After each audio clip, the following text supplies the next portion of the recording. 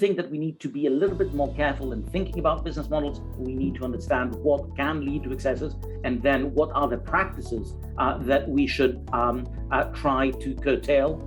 We need to start thinking at issues like the governance of the platforms in the ecosystem.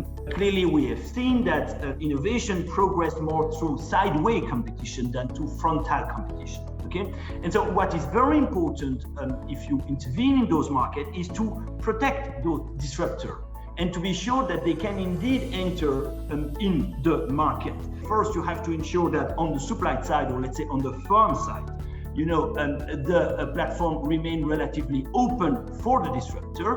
And more importantly, on the demand side, on the customer side, you have a user mobility, which can go from the existing players to the disruptor.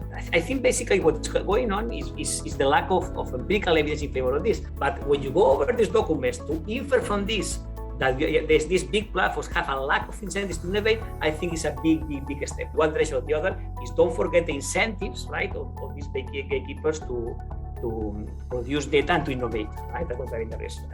So the two ideas that I would like to share with you is first, that while it seems that we often talk about value creation as a separate concern in addition to competition, what we've seen, if we take a complementary perspective, this can actually not really be separated and should be considered together.